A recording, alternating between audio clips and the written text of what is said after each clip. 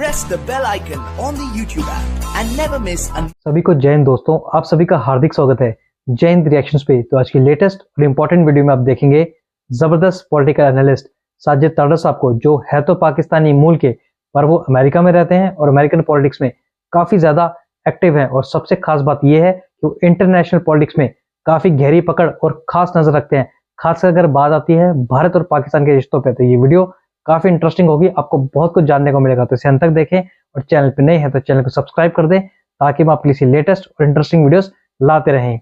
जय हिंद, जय भारत। वो चीजें बड़ी इंटरेस्टिंग मेरे नजर से गुजरी हैं जो कि पाकिस्तानी मीडिया तो उसको नहीं कवर कर रहा। हाफिज सईद साहब का जो लड़का तला सईद उसका नाम है, लाहौर से उसके कागजात नामजदगी जमा हुए हैं। नाम उसकी पार्टी का है पाकिस्तान मरकजी मुस्लिम लीग। बड़ा वेरी कंट्रोवर्शियल नेम है।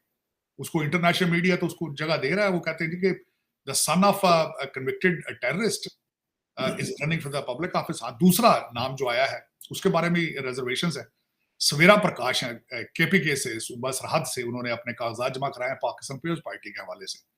उनके वाले साहब डॉक्टर थे, डॉक्टर प्रकाश, और सुना है उनका बड़ा काम था, बड़ी डेडिकेशन थी उनकी उस सूबे के अंदर। he was in charge of separate hospitals. लेकिन why only one Hindu girl, और वो भी 76 साल बाद। दूसरे मैंने लिस्टें मेरी नजर से गुजरी हैं जो रिजर्व सीटों की, वो तो सारे आपके बड़े सियासतदानों के रिश्तेदार खातून है। कोई दूसरी खातून तो उसके किसी का नाम गलती से भी नहीं आया उसमें। एक एक फैमिली की दो तीन खवातीन के नाम है उसके अंदर। दरअसल ये भी एक डायलेमा नहीं है कि जाहिर बात है 97-8% मुसलमान है इस मुल्क के अंदर, तो जाहिर बात है जो नॉन मुस्लिम है वो तो इलेक्शन कंटेस्ट ही नहीं कर सकते, क्योंकि उनको तो जाहिर बात है उनके ऊपर ये लगेगा जी ये तो मुसलमान नहीं है, ये हमारे, वो क्या करेंगे। सो लार्जली कई लोगों का मैंने ये सुना है, जो मैं मौक़िफ़ आपके सामने रख रहा हूँ, कि ये एक डिसएडवांटेजेस पोजीशन में होते हैं। उनके लिए इलेक्शन लड़ना बड़ा मुश्किल काम है, या ऑलमोस्ट लड़ ही नहीं सकते, और फिर लड़ें तो जीत भी तो सकते ही नहीं है अगर वो नॉन मुस्लिम हो। तो इस पे क्या कहेंगे आप? चीमा साहब, मैं इस पे कहूंगा इलेक्शन लड़ना तो बहुत बड़े स्टेप है गैर मुस्लिम के लिए। पाकिस्तान के अंदर रहना गैर मुस्लिम के लिए एक फुल टाइम जॉब है, more than full time job. किस तरह रहेंगे? मैं उसी मुल्क से आया हूं, मैं अपनी आंखों से खुद देख कर आया हूं कि क्रिश्चियंस के साथ आप किस तरह पाकिस्तान में बिहेव किया जाता है। मैं देख कर आया हूं।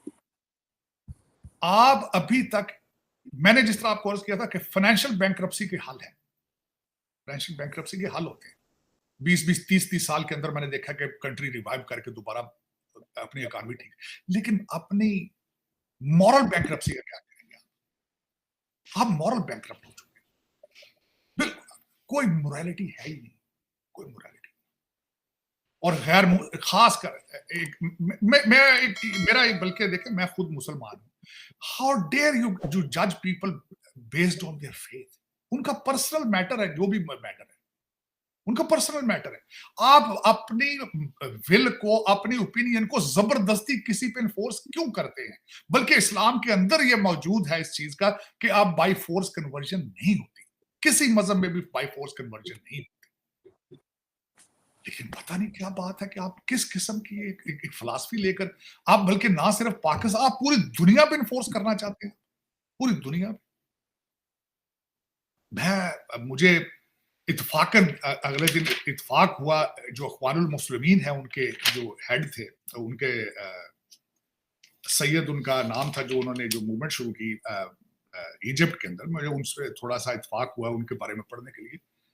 वो उनकी फिलॉसफी ये थी कि वो कहते थे पूरी दुनिया को जिहाद के जरिए सबको मुसलमान कर दो। क्यों?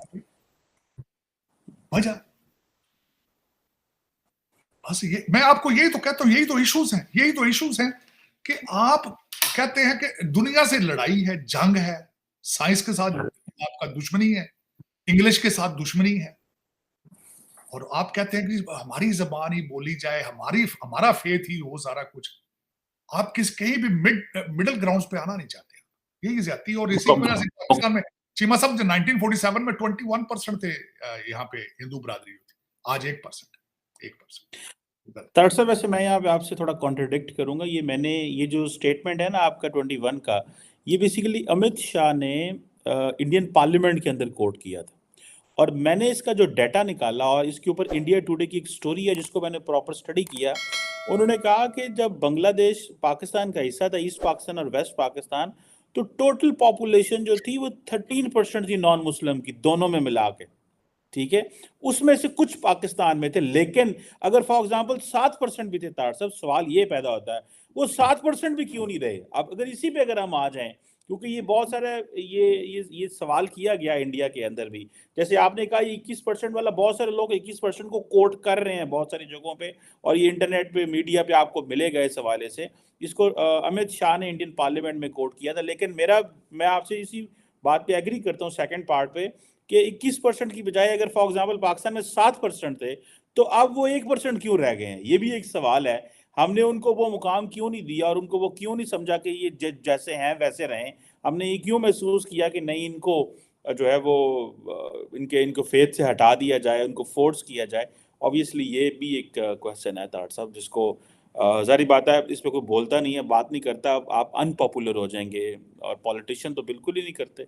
तो इस हवाले से ये चीज है। बस ये ट्रेजेडी नहीं जी, नहीं पॉलिटिशियन क्यों करते हैं। यहाँ पे लोग नए पाकिस्तान से आके जब उनको मौलाना रिजवी साहब के वोट सामने नजर आते हैं, वो फौरन रियासत मदीना पे चले जाते हैं, वो अय्या कनाब दुनैया अस्ताइन शुरू कर देते हैं। हालांकि अपने बच्चे जो हैं, जो बगैर शादी के हुए हैं, उनको अबैंडन कर रखा है। मुझे अगले दिन पता चला कि मुर्शिद साहब ने आज तक अपनी लड़की उसको एक्सेप्ट नहीं किया, उससे बात ही कभी नहीं की। ये किस तरह का इस्लामिक चीज है भाई। आपकी बच्ची है, डीएनए अप्रूव हुआ है, ना आप उनको खर्चा देते हैं, ना आप उससे बात करते हैं, आप उसके बाप ही नहीं। जब आप उसके साथ कुछ नहीं करते तो पाकिस्तान के साथ क्या करेंगे भैया। जो आपकी बच्ची है, आपकी डीएनए है, उसकी शक्ल मिलती है आपके साथ, हॉस्पिटलों ने प्रूव किया आपका डीएनए उसके साथ मिलता है। तो ये कौन सा इस्लाम है। लेकिन वो कहते नहीं जी इस्लाम इस्लाम। चले, यही वजह है। मेरी एक हम्बल रिक्वेस्ट यही होगी चीमा साहब, दूसरों के रिलीजन को क्रिटिसाइज करने से पहले अपने रिलीजन पे मास्टरी कर लें। पहले अपने रिलीजन को पहले पढ़ लें आप, कि आपके रिलीजन की खुद की फिलॉसफी क्या है। आपका सारा जोर रिचुअल पे है, आपको बिल्कुल नहीं पता। आप कभी सर्वे करके देखें, किसी मस्जिद में नमाज तर्जमे के साथ नहीं आती मेजॉरिटी लोग, लेकिन एक दूसरे को काफर बड़े आसानी से कहना बहुत आसान है। लेकिन चीमा साहब यही ज्यादती है, और इसी वजह से मेरा ख्याल में ना सिर्फ पाकिस्तान, 1.9 बिलियन मुसलमानों का यही मसला है। देखिए ना, इस वक्त तकरीबन 1500 से 2000 फलस्तीनी डेली बेस पे मर रहा है किसी मुसलमान दुनिया के किसी के माथे पे बालो नहीं। अरब लीग और ओआईसी इकट्ठे सेशन कर चुके हैं, बीजिंग जा चुके हैं, न्यू दिल्ली जा चुके हैं, लेकिन कोई एक सिंगल रेजोल्यूशन पास नहीं करा सके। इससे बड़ा लम्हा फिक्रिया क्या होगा, इससे बड़ा लम्हा फिक्रिया क्या होगा। तो ये दिल हकीकत ट्रेजेडी यही है कि हम लोग नाराज हैं दुनिया से बगैर किसी वजह के। गलत बात। बिल्कुल सही कह रहे हैं तार साहब, हम नाराज हैं बगैर किसी वजह से। और जैसे आपने कहा कि हम वो साइंस एंड टेक्नोलॉजी, इंग्लिश जो चीज़ें सीखनी चाहिए जिससे हमारे बच्चे जो हैं वो कंट्रीब्यूट कर सकते हैं, वो ही हम नहीं कर पा रहे। तो हम एक कैसे बेहतर मुआशरे जो है वो बना सकते हैं। बिल्कुल सही कह रहे हैं। Thank you very much Sajid Tarar साहब। सर दोस्तों, आशा करता हूं कि वीडियो को आपने अंत तक देखा होगा, और हमेशा की तरह साजिद तारड़ साहब के एनालिसिस और उनके पॉजिटिव व्यूज आपको काफी पसंद आए होंगे। वेल, आप देख ही रहे हैं, एक तरफ जहां पाकिस्तान में भारतीय विदेश मंत्री के रशिया के दौरे की चर्चा है, भारतीय डिफेंस मिनिस्टर राजनाथ सिंह ने जो बयान दिया है खासकर भारत के दुश्मनों के खिलाफ, उसकी चर्चा है। और वहीं दूसरी ओर एक चर्चा ये हो रही है जो पाकिस्तानी मीडिया तो नहीं दिखा रहा, पर भारत की मीडिया में ये चर्चा है कि आप देख रहे हैं कि कराची से पहली बार एक हिंदू लड़की खड़ी हुई है इलेक्शंस के लिए। और दूसरी ओर बड़ी खबर यह है कि हाफिज सईद का बेटा, उसने भी अपनी पार्टी बना ली है और वो भी अब इलेक्शन लड़ने जा रहा है। वेल, आप जानते हैं कि पाकिस्तानी जिहादियों से भरा हुआ है। अगर हाफिज सईद का बेटा इलेक्शन जीत जाता है और किसी पद पे आ जाता है तो पता नहीं वो कैसे अजीबोगरीब फैसला लेगा, और आगे पाकिस्तान के जो हालात हैं, मुझे लगता है इससे इनके हालात और बद से बदतर हो जाएंगे। अब देखते हैं कि आने वाले समय में क्या होगा। इसके बारे में जो भी आपके विचार हैं, आप अपने विचार हमें कमेंट सेक्शन में लिखकर जरूर बताएं। और एक बार फिर चैनल पर नए हैं तो चैनल को सब्सक्राइब कर दें, ताकि हम आपके लिए लेटेस्ट और इंटरेस्टिंग वीडियोस लाते रहें। तो चलिए फिर मिलेंगे ऐसी किसी मजेदार और इंपॉर्टेंट वीडियो में। तब तक अपना ध्यान रखिए। जय हिंद, जय भारत।